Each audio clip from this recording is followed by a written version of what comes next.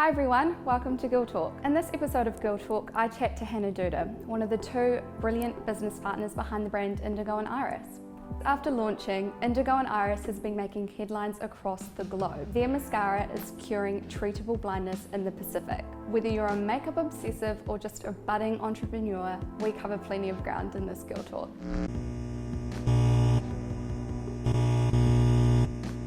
Hannah, do you want to introduce yourself a bit more and bring us up to speed with your career to date and how you got involved with Indigo and Iris? I studied at UC and I did law and commerce, and basically as soon as I finished I went straight into running my own business, which was super scary, but because when I was at university I kind of dipped my toes in that entrepreneurial area, I knew that it was something that I wanted to do. I got a real feel for that kind of socially driven business and knew that that's what I always wanted to continue to do. And it was just last year that I stumbled across, or Bonnie stumbled across me to bring me on board Indigo and Iris, which is a social enterprise, but we're doing beauty products. So Bonnie's your business partner. Yes. Can you tell me a little bit more about how she fits into this and what your partnership's like? Why does it work? Bonnie and I met back in 2015. We went to Nairobi, Kenya together. We were the two New Zealanders sent there to this entrepreneurship summit, which was co-hosted by Barack Obama. We were both very young. She was 3 years younger than me, so seemed even younger, and I took on this kind of older sister role, I guess, and started putting the pressure on her over the next few years about her business idea, the mascara, where's the mascara, constantly messaging her, and she spent kind of 2 years really developing the brand and its identity, and then realised kind of near the start of last year that she wanted to bring on someone who was going to help her with the business side of things. All that it's done bringing me on board has allowed her to be even more creative, so she doesn't have to worry about money or sales or anything business, legal, accounting. I worry about that stuff, and she gets to kind of be the creative that a creative director of a company should be. So for our audience that doesn't know too much about the brand, do you want to share with us what that's about? Sure, so Indigo and Iris is a beauty brand that gives a damn. As I said, I've got this real passion for kind of doing good business while doing good at the same time. So that's our mission, is to be a successful beauty brand worldwide, full makeup range, and just be able to do good with the profits that we make. So the first product that we've released is a mascara. It's called Levitate. It's actually got coconut oil in it, so it's very nourishing. What would I notice? Is it lengthening? Is it volume? What are the sort of characteristics? We get kind of, I guess, it does separate your lashes really nicely. It is super black.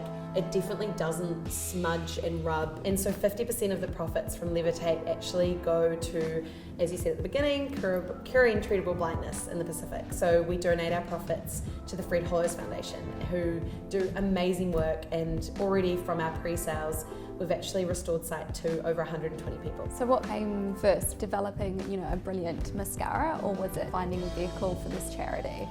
It was definitely the vehicle for charities in general in terms of the Pacific. So New Zealand and the Pacific Islands, Bonnie had a real kind of driver just to help, I guess. And she, as I said, she went to Vanuatu, and then she wanted to create a business that's profits could directly help those people. And then she realised she definitely already had a passion for makeup, and that it was going to be a product that people already purchased, that we could make a really good version of and sell it and use the profits to do that. Is it going to go beyond eyes? Is it going to be eyeliner, eyeshadow? Will it go to lips? We would love to have a full range. That would be, ideally you could put your whole face of makeup on and it will be Indigo and Iris. And we want to link every product we launch with a different impact project. Okay. So right now mascara for sight, but soon lipstick for education maybe. These are just ideas on the spot. Like a coral blush for the coral reef. We really want to link with different projects around the Pacific. We will stick with kind of eyes, lip and cheek for now, because getting into the foundation and the concealer, even I would be hard to change my foundation. So I think mascara is great because it's an easy way into a person's makeup bag. I find it's a product people aren't as loyal to, which you could see as a bad thing to us as well, but I think it's a great way to get out there, and once we launch those new products, we want people to have been a loyal customer of our mascara. So you're leading with purpose, but it's all sort of part of the Pacific. That's the big picture. That's where you want to help. Yeah, definitely. Bonnie and I mean, it's where we're born. New Zealand is technically a Pacific island, so New Zealand and the islands are where we need the most help, who aren't getting much help. Yeah, and then who knows what can happen in the future. Yeah. Who's the sort of perfect or ideal Indigo and Iris customer? Definitely kind of a younger woman, especially one that's progressive and, you know, very forward thinking. And I guess our messaging with our Instagram, we want to make sure that we're not defining what beauty looks like, we're not defining who gets to wear mascara, and we don't even really want to define our customer, to be honest. So it's trying to hopefully give that kind of impression. In terms of developing the mascara, what's this process been like? Have you been travelling? Like, what are all the kind of key stages, and how have you found that? It took a lot of time with Bonnie working with the manufacturers she found. You kind of have like a supplier of the formula, a supplier of the tube, a supplier of the brush, a supplier of the box, so it's, you know, a really big supply chain. And then when we were kind of finalising the mascara, I did go over at the start of this year to Italy, which is where it's made, and just met with a whole bunch of suppliers also for future products, making sure we had that kind of connection already and that relationship. But it's probably one of the hardest parts of the business in terms of supply chain, making sure things are on time, dealing with people that don't necessarily speak English as their first language. But it's been a really awesome adventure and something that I've definitely had to gain skills in. So would you say that Indigo and Iris really values transparency and sustainability in terms of your practice? Yes. Yeah, 100%. Transparency for me is super easy because we're just honest about everything. There's no reason to not share our information, especially around the profit sharing, and, you know, people are really curious about that, and we're pretty open with it. And then sustainability for me and Bonnie is such a key, you know, part. If we could make our mascara tube biodegradable, that you planted it in the ground and a tree sprouted, that would be my ideal situation. But unfortunately, that is not We're not there yet. And we'll always, you know, strive to be the first in that, and we'll always try and make the most sustainable, environmentally sustainable decisions we can. Throughout this entire process, what have been some of the biggest challenges or key learnings? There's so many, and every one I say it always sounds like a cliche, but I guess that's why it's a cliche, because it's true, and people say it so many times because it's true. And the biggest one is, like, haters gonna hate. Like, it's just crazy, and it's weird. I feel like the more I try and help the world, the more people want to hate on me. I don't know why, but I think the more you say that you're like a saint, people will love to try and find the ways you aren't. It's quite difficult when you are trying to be the best you can, and people will nitpick at that one thing that you're not necessarily great at. So Bonnie and I both just had to be quite strong in that area in terms of just not letting that get to us. And also, I guess, off that is you will get a lot of no's.